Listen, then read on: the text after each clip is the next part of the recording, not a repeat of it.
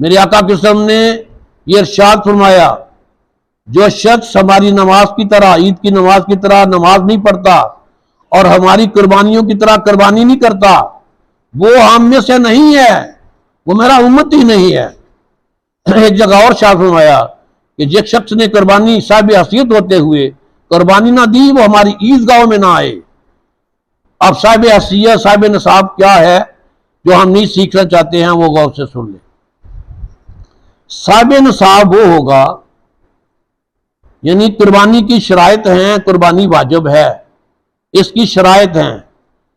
और शराइत नोट कर ले। पहली शर्त यह है कि कुर्बानी देने वाला, कुर्बानी करने वाला मुसलमान हो। तो दूसरा यह है कि वो आकल हो। तीसरी बात यह है कि वो बालग हो, अकल रखता हो, बालग हो।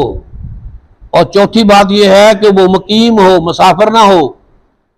और मुसाफिर का मसला यह है कि जहां उसने 15 दिन अगर शहर से बाहर गया है, 92 किलोमीटर से ज्यादा चला गया है, तो वहां उसने अगर 15 दिन तक रहना है तो वो मुसाफिर नहीं, वो मुकीम होगा। अगर 15 दिन से कम रहना है तो वो मुसाफिर है। अगर उसने 15 दिन या 15 दिन से ज्यादा रहना है, फिर उसे कुर्बानी देनी होगी। अगर उसने कम रहना है और 10, 11, 12 जुल्हज खत्म हो गया है, तो कुर्बानी उससे साकत हो जाएगी, यानी वो मुकीम हो। और इसका निसाब क्या है? 52.5 तोले चांदी का मालिक हो।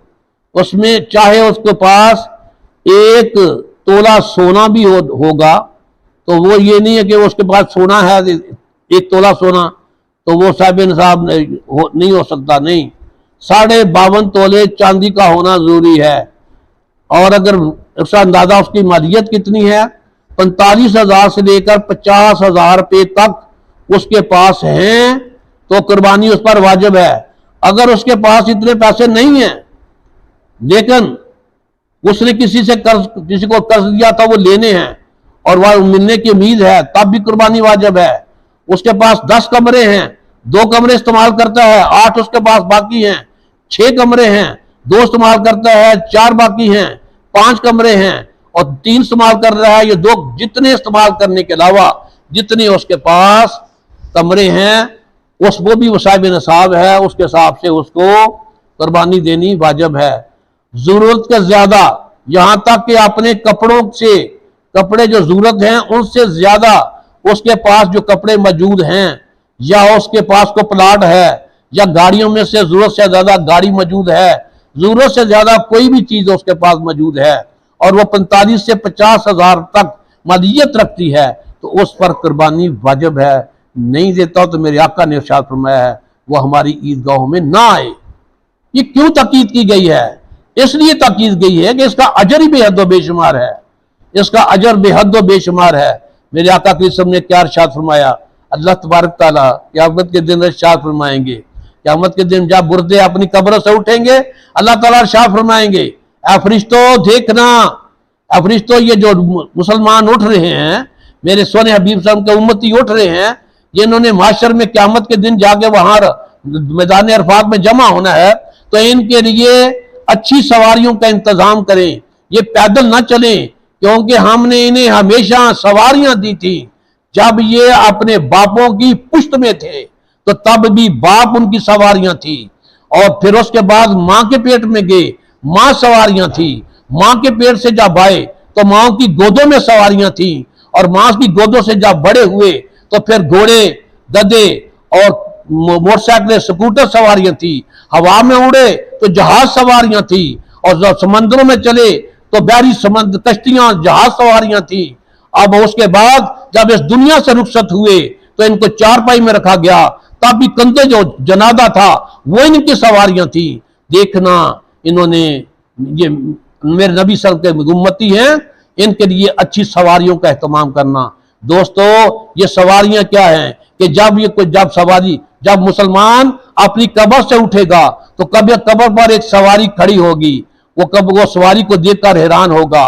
उसके सींग सोने के बने होंगे, उस सवारी का हर बाल सोने का बना होगा, उसकी आंखें यकूत की, जन्नती यकूत की, खूबसूरत यकूत की बनी होगी, और वो बड़ा ही खूबसूरत जानवर होगा।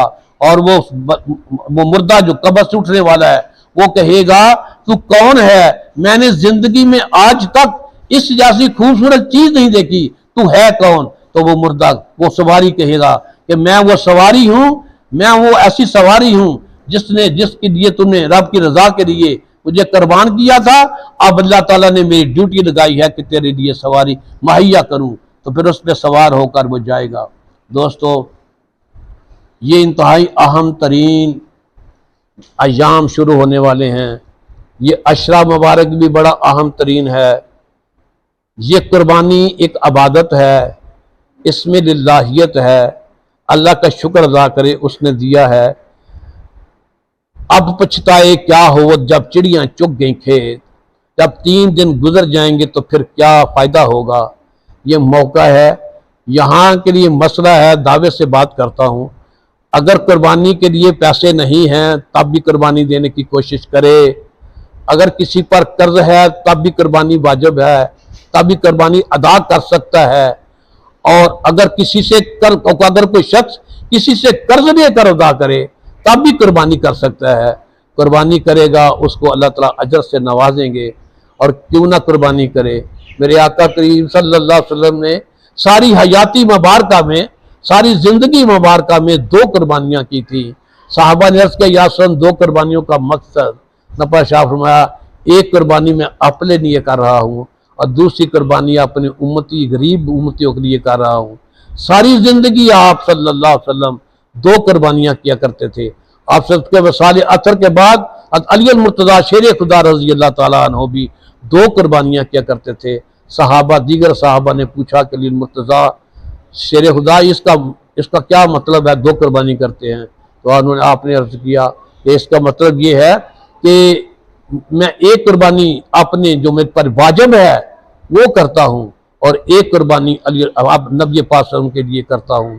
तो प्यारे दोस्तों, मसला यही है कि अगर किसी शख्स ने किसी के नाम की कुर्बानी करनी है, पहले अपनी वाजिब कुर्बानी का इंतजाम कर ले, उसके बाद फिर दूसरी कुर्बानी करे, चाहे वो एक के लिए करे, 2 के लिए।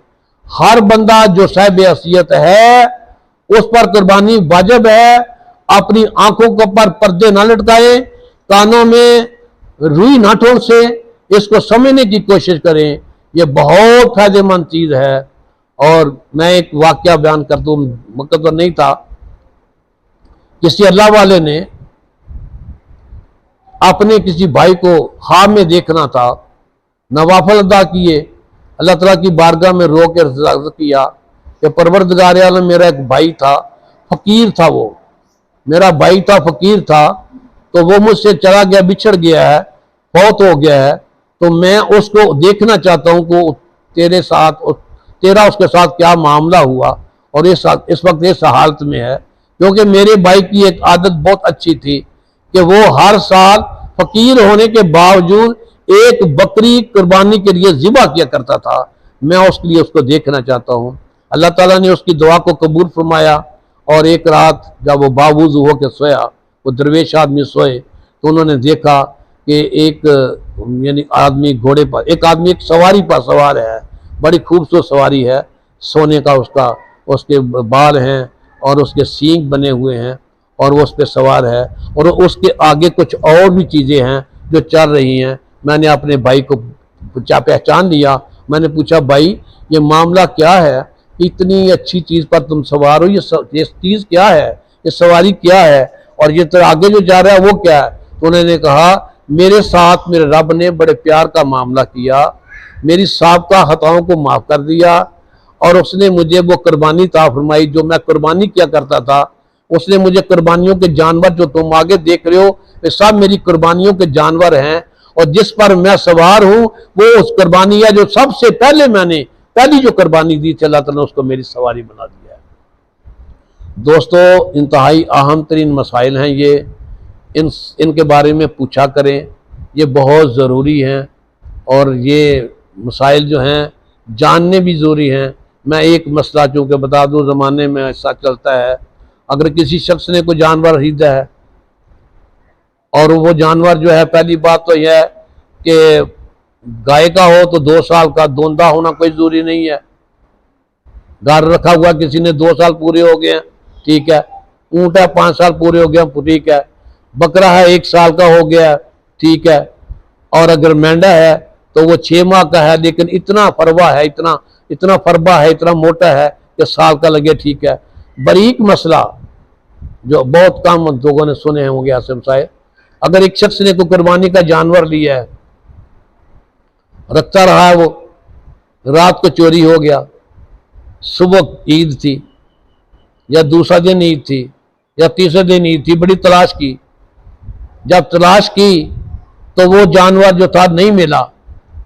अब क्या है, उस पर कुर्बानी वाजिब है, लिहाजा एक जानवर और खरीदे, जैसा भी है वो जानवर खरीदे, जानवर खरीद के वो ज़बह करे।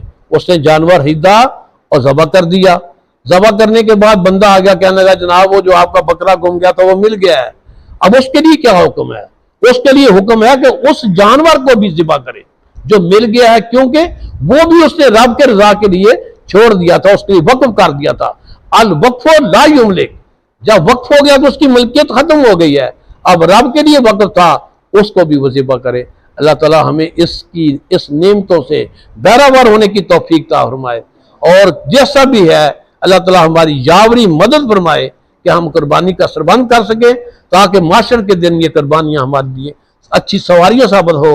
और ये अगर घर में जितने अफराद हैं और वो साहिब हैसियत इतने हैं कि 45-50 हज़ार की मालियत रखते हैं, उनके लिबास जो उनकी जरूरत से जायद हैं, उनका सामान जो उनकी जरूरत से जायद है, उनका सामान ताइश, ये सिर लगाए हुए हैं, ये हीटर लगाए हुए हैं, सामान ताइश ज्यादा है, तो वो भी जो चीजें हैं वो हर सूरत में उन पर कुर्बानी वाजिब है, उन्हें कुर्बानी देनी चाहिए। मसलों में मसला ये है, अगर कुछ लोग मिल के कुर्बानी करते हैं, किसी के पास पैसे कम हैं, तो वो अगर उसका कोई भाई कह दे भाई तेरे हिस्से को मैं भी डाल रहा हूँ, तो भी ठीक है।